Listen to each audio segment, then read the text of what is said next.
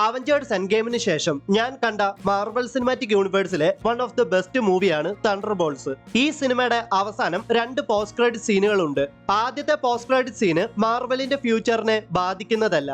തണ്ടർബോൾട്സ് അല്ലെങ്കിൽ the new അവഞ്ചേഴ്സിലെ funniest മെമ്പറായ അലക്സൈ ഷോസ്തകോവ് അഥവാ റെഡ് ഗാർഡിയന്റെ ഒരു ഫണ്ണി സീനാണ് ആദ്യത്തെ പോസ്റ്റ് ക്രെഡിറ്റ് സീന്. എന്നാൽ രണ്ടാമത്തെ post credit scene Marvel cinematic യൂണിവേഴ്സിന്റെ ഫ്യൂച്ചറിനെ നന്നായിട്ട് തന്നെ ബാധിക്കുന്നതാണ്. The Fantastic Four First Avengers Doomsday എന്നീ വരാൻ പോകുന്ന മൂവീസുമായിട്ട് രണ്ടാമത്തെ പോസ്റ്റ് ക്രെഡിറ്റ് സീനിന് നേരിട്ട് കണക്ഷൻ ഉണ്ടാകുമെന്ന് വേണമെങ്കിൽ പറയാം. അപ്പൊ ഗൈസ്, ഈ വീഡിയോയിൽ തണ്ടർബോൾട്സിന്റെ സ്പോയിലേഴ്സ് ഉണ്ടാകും. തണ്ടർബോൾട്സ് കണ്ടതിന് ശേഷം മാത്രം ഈ വീഡിയോ കാണുവാൻ ശ്രമിക്കുക ഗൈസ്. അപ്പോ ഒരുപാട് പറഞ്ഞ് ഞാൻ ലാഗ് അടിപ്പിക്കുന്നില്ല, നമുക്ക് നേരെ വീഡിയോയിലേക്ക് പോകാം.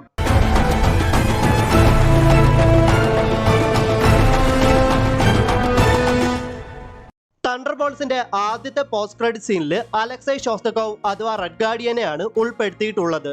അലക്സൈ ഷോസ്തകോവ് തന്റെ ലുക്ക് മൊത്തത്തിൽ മാറ്റിയിട്ടുണ്ട്.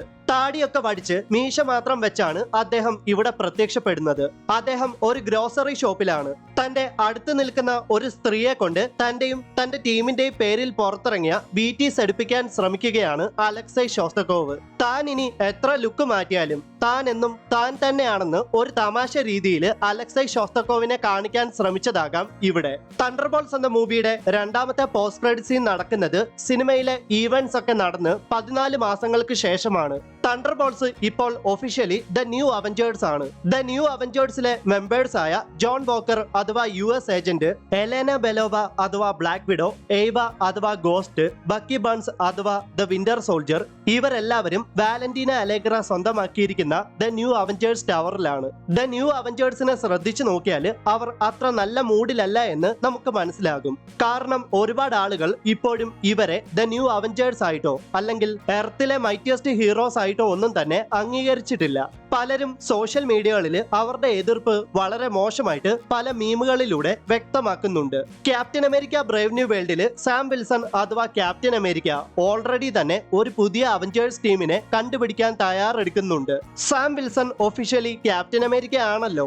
അദ്ദേഹം പുതിയ അവഞ്ചേഴ്സ് ടീം ഉണ്ടാക്കുകയാണെങ്കിൽ വാലന്റീന അലേഗ്രയുടെ ദ ന്യൂ അവഞ്ചേഴ്സ് ടീമിനെതിരെ സാം വിൽസൺ അവഞ്ചേഴ്സ് എന്ന പേരിന് കോപ്പിറൈറ്റ് കൊടുക്കില്ല എന്നൊക്കെയാണ് ദ ന്യൂ അവഞ്ചേഴ്സിന്റെ സംസാരം. അപ്പോ റെഡ് ഗാർഡിയൻ അവിടേക്ക് വന്നിട്ട് കോപ്പിറൈറ്റിന് ഒരു പരിഹാരം കണ്ടുപിടിക്കുന്നു. അവഞ്ചേഴ്സ് എന്ന പേരിലെ S മാറ്റിയിട്ട് Z ആക്കിയാൽ കോപ്പിറൈറ്റിനെ പേടിക്കണ്ടല്ലോ എന്നാണ് അലക്സൈ ഷോസ്തകോവ് പറയുന്നത്. നമ്മുടെ ബോബ് റെനോൾസ് അവിടെ തന്നെ ഒരു സോഫയിൽ ഇരിക്കുന്നുണ്ട്. ബോബ് ഇനി സെൻട്രി ആവില്ല, അതിനായിട്ട് അദ്ദേഹം ശ്രമിക്കത്തുമില്ല. അദ്ദേഹം സെൻട്രി ആവാൻ ശ്രമിച്ചാൽ വോയിഡ് അദ്ദേഹത്തെ ടേക്ക് ഓവർ ചെയ്യാൻ ചാൻസ് ഉണ്ട്. സെൻട്രിയെ ബോബിന് ചിലപ്പോൾ കൺട്രോൾ ചെയ്യാൻ സാധിച്ചേക്കാം. പക്ഷെ വോയിഡിനെ ഇതുവരെ കൺട്രോൾ ചെയ്യാൻ ബോബിന് സാധിച്ചിട്ടില്ല എന്ന് വേണമെങ്കിൽ പറയാം. പെട്ടെന്നാണ് എന്തോ ഒന്ന് ഔട്ടർ സ്പേസിൽ എൻ്റർ ആയത്. അതോടെ അവഞ്ചേഴ്സ് ടവറിൽ അലാറം മുഴങ്ങുകയും ഒരു സ്ക്രീനിൽ ഔട്ടർ സ്പേസിൽ എൻ്റർ ആയത് എന്താണെന്ന് അവർ കാണുകയാണ്. ആ സ്പേസ്ഷിപ്പ് എർത്തിന്റെ അറ്റ്മോസ്ഫിയറിലേക്ക് എൻ്റർ ആയതും ആ സ്പേസ്ഷിപ്പിൽ 4 എന്ന ഒരു ലോഗോ കാണിക്കുന്നുണ്ട്. ആ ലോഗോ ആരുടെയാണെന്ന് എല്ലാവർക്കും മനസ്സിലായി കാണുമല്ലോ. അതെ, ആ സ്പേസ്ഷിപ്പ് ഫാന്റാസ്റ്റിക് ഫോറിന്റേതാണ്. The Fantastic Four First Steps എന്ന മൂവി വരാൻ പോവുകയാണല്ലോ. അതിന്റെ ട്രെയിലറിൽ ഇതേ സ്പേസ്ഷിപ്പ് നമുക്ക് കാണുവാൻ സാധിക്കും. സോ ഫാന്റാസ്റ്റിക് ഫോറിന്റെ സ്പേസ്ഷിപ്പ് കാണിക്കുന്നതോടെ തണ്ടർബോൾട്സിന്റെ രണ്ടാമത്തെ പോസ്റ്റ് ക്രെഡിറ്റ് സീനും അവസാനിക്കുകയാണ്. ഫാന്റാസ്റ്റിക് ഫോർ എന്തിന് ഈ യൂണിവേഴ്സിലേക്ക് വന്നതെന്ന് ചോദിച്ചാല് ഫാന്റാസ്റ്റിക് ഫോറിന്റെ യൂണിവേഴ്സ് ഗലാക്ടസ് നശിപ്പിച്ചിട്ടുണ്ടാവണം. അതല്ലെങ്കിൽ ഡോക്ടർ ഡൂമിൽ നിന്ന് രക്ഷപ്പെടാൻ ഫാന്റാസ്റ്റിക് ഫോർ മറ്റൊരു യൂണിവേഴ്സ് തേടി യാത്ര ചെയ്ത് എത്തിയതുമാകാം. The Fantastic Four First Steps എന്ന മൂവിയുടെ ട്രെയിലറിലൂടെ നമ്മുടെ റീഡ് റിച്ചാർഡ്സിന്റെ വൈഫായ സ്യൂ സ്റ്റോം പ്രഗ്നന്റ് ആണെന്ന് നമ്മൾ കണ്ടതാണ്. റീഡ് റിച്ചാർഡ്സിന്റെയും സ്യൂ സ്റ്റോമിന്റെയും മകൻ വളരെ പവർഫുൾ ആയ ഒരു ക്യാരക്ടറാണ്. മൊത്തം മൾട്ടിവേഴ്സിനെ പോലും അവന് റീക്രിയേറ്റ് ചെയ്യുവാൻ സാധിക്കും.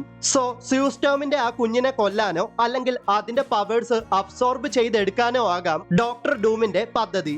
അതിനായിട്ട് ഒരു പക്ഷേ ഡോക്ടർ ഡൂം തന്നെയാകാം ഫാന്റാസ്റ്റിക് ഫോറിന്റെ എർത്ത് നശിപ്പിച്ചിട്ടുണ്ടാവുക. എന്തായാലും ഫാന്റാസ്റ്റിക് ഫോറിന്റെ യൂണിവേഴ്സ് നശിക്കുമെന്ന് ഉറപ്പാണ്. അങ്ങനെ അവരുടെ യൂണിവേഴ്സ് നശിച്ചാൽ മാത്രമേ ഫാന്റാസ്റ്റിക് ഫോറിന് നമ്മുടെ മെയിൻ യൂണിവേഴ്സിലേക്ക് എത്തിച്ചേരുവാനും സാധിക്കൂ. സോ ഗൈസ്, ഇതൊക്കെയാണ് തണ്ടർബോൾട്സിന്റെ പോസ്റ്റ് ക്രെഡിറ്റ് സീനിൽ എനിക്ക് മനസ്സിലാക്കുവാൻ സാധിച്ചത്. അവഞ്ചേഴ്സ് ഡൂംസ്ഡേയിൽ ഡോക്ടർ ഡൂമിനോട് പോരാടാൻ നമ്മുടെ ദ ന്യൂ അവഞ്ചേഴ്സും സാം വിൽസന്റെ അവഞ്ചേഴ്സും മാത്രമല്ല ഫാന്റാസ്റ്റിക് ഫോറും ഒത്തുചേരുമെന്ന് എന്തായാലും ഉറപ്പായിട്ടുണ്ട്.